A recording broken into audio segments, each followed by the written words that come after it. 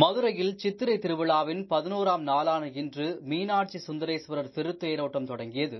திருத்தேரோட்டத்தை முன்னிட்டு அதிகாலையில் கீழ மாசி வீதியில் உள்ள தேரடி பகுதிக்கு மீனாட்சி அம்மனும் சுந்தரேஸ்வரர் பிரியாவிடை சமேதராக கோயிலிலிருந்து அலங்கரிக்கப்பட்ட பல்லக்கில் அழைத்து வரப்பட்டு அம்மனுக்கும் சுவாமிக்கும் சிறப்பு ஆராதனைகள் நடைபெற்றன. தேரடியில் உள்ள கருப்பண்ணசாமி கோயில் முன்பாக எழுந்தருளிய மீனாட்சி சுந்தரேஸ்வரருக்கு சிறப்பு பூஜைகள் செய்யப்பட்டது. உலக பிரசித்தி பெற்ற மீனாட்சி சுந்தரேஸ்வரர் கோயில் சித்திரை திருவிழா கடந்த 12ஆம் தேதி கொடியேற்றத்துடன் தொடங்கியது.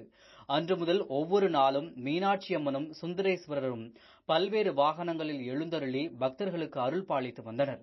மேலும் 8வது நாளில் மீனாட்சி அம்மனுக்கு பட்டாபிஷேகமும், மதுரையில் மீனாட்சி அம்மன் அரசியாக பட்டம் சூடிக் கொண்டார். 10வது நாளில் மீனாட்சி சுந்தரேஸ்வரருக்கு திருக்கல்யாணம் நடைபெற்றது.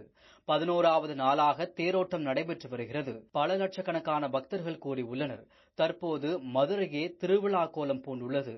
தேரோட்டத்தை காண பக்தர்கள் பல்வேறு மாவட்டங்களில் இருந்து குவிந்துள்ளனர். தேரோட்டம் காரணமாக 4 மாசி வீதிகளில் போக்குவரத்து தடை செய்யப்பட்டு 2600க்கும் மேற்பட்ட காவல்துறையினர் பாதுகாப்பு பணியை மேற்கொண்டு வருகின்றனர்.